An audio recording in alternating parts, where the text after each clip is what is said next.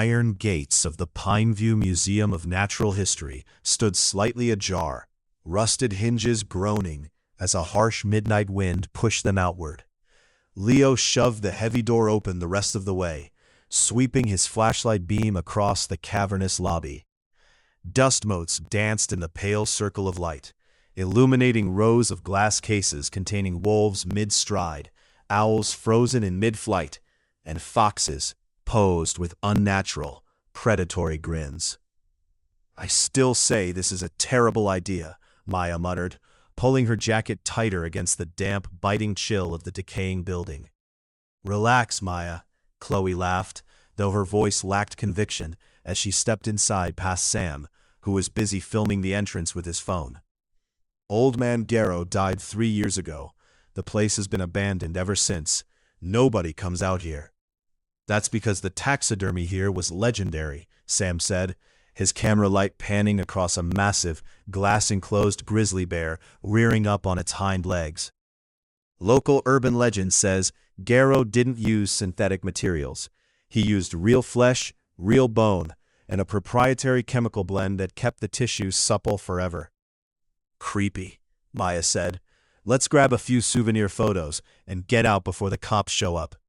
They moved deeper into the labyrinthine halls, past dimly lit exhibits of African savannas and North American woodlands.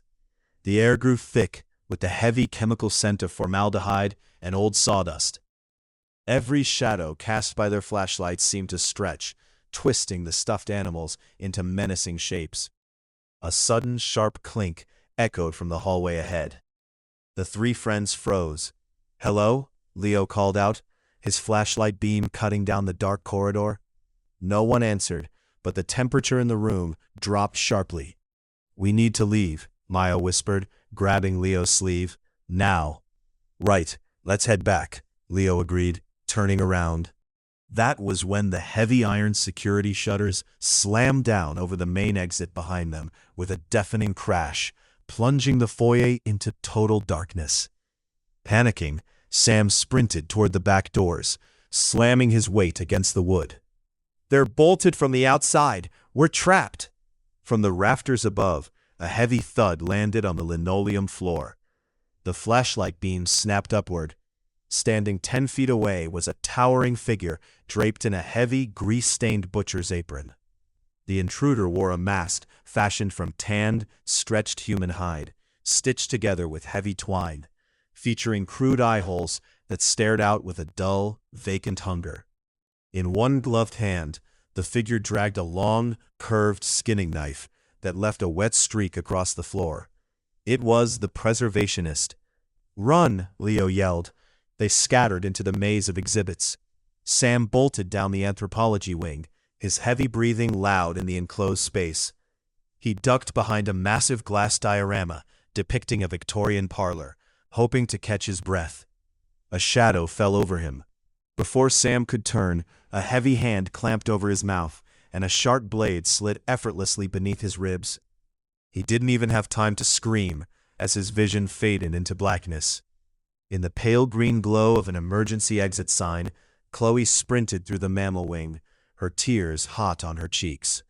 She rounded a corner, looking for a way out, but stopped dead in her tracks. Standing in the center of the room was a workbench cluttered with scalpels, jars of glass eyes, wire frames, and bottles of taxidermy preservative. Sitting upright in a chair nearby was Sam. His skin was pulled taut over a wire armature, his chest neatly stitched shut with thick twine. His eyes, replaced with glossy clear glass spheres, were locked wide open in a permanent, silent expression of utter terror. Chloe gasped, stumbling backward. A heavy boot stepped onto the floorboards behind her. The preservationist reached out, a leather-gloved hand catching her shoulder. She tried to twist away, but the figure was overwhelmingly strong. As the cold steel of the blade pressed against her throat, her final, frantic gaze caught sight of the dark hallway ahead. There, arranged in the grand lobby beneath the chandeliers, stood dozens of lifelike figures. Among them, Leo stood frozen with his hands raised, his face locked in a final gasp of horror. perfectly integrated into the macabre collection of the museum's true master craftsmen.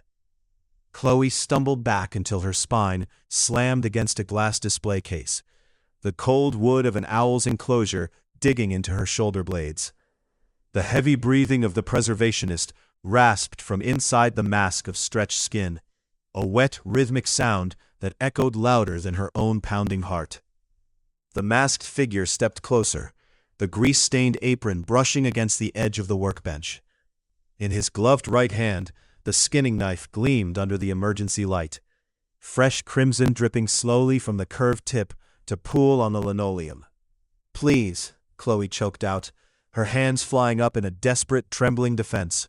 "Please, just let me go." The preservationist did not speak. Instead, his head tilted sideways with a sickening pop of vertebrae, studying her face with the detached curiosity of a curator inspecting a rare specimen. Before she could duck, a thick, calloused hand shot forward, gripping the collar of her jacket. With a single brutal yank, he hoisted her upward, slamming her back against the display case. The glass cracked in a spiderweb pattern behind her, but held.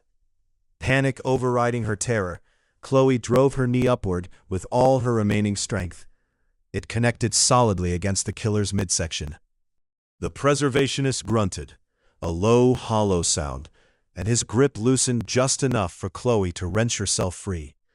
She scrambled over the edge of the workbench, sending jars of glass eyes and scalpels clattering across the floor. Scrambling to her feet, she bolted down the adjacent corridor, her sneakers squeaking frantically against the dusty floorboards. She didn't dare look back, her lungs burning with every gasping breath as the darkness of the hall swallowed her. Behind her, heavy, deliberate footsteps began to follow. They weren't running. They were the unhurried strides of a predator who knew every inch of the cage. Clink, clink, clink. The sound of the skinning knife dragging along the concrete baseboards tracked her every move. Chloe rounded another corner, praying for an unlocked exterior door or a shattered window, but found only towering shelves of preserved specimens staring down at her with empty, lifeless eyes. The corridor narrowed abruptly, forcing Chloe to slow her pace as the walls pressed in on either side, lined floor to ceiling with wooden cabinets holding rows of categorized insect drawers. Her palm dragged along the cold metal handles as she sprinted blindly, her fingers slipping on the grime of decades. Ahead, the hallway terminated in a heavy metal fire door painted a faded, peeling red. A white push bar spanned its width. Hope surged through her chest. Without breaking stride, Chloe threw her full weight against the bar.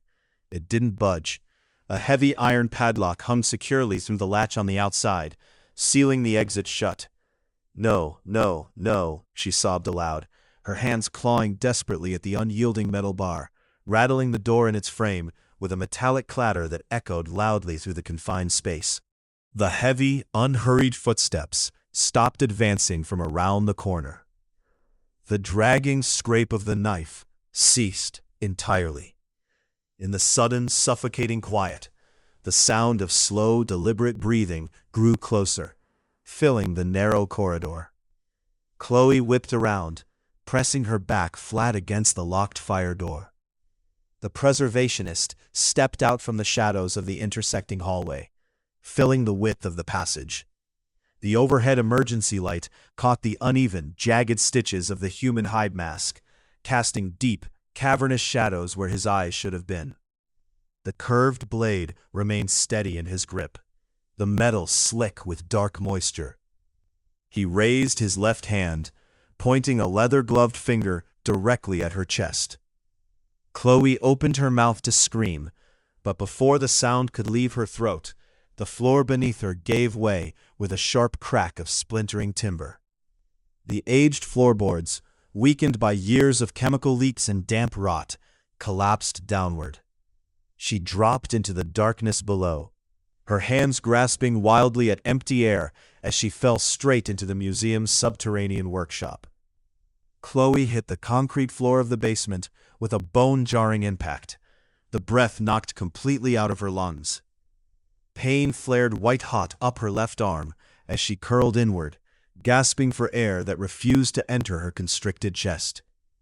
Above her, the jagged hole in the floor framed the towering silhouette of the preservationist, peering down into the gloom like a spectator looking into a terrarium.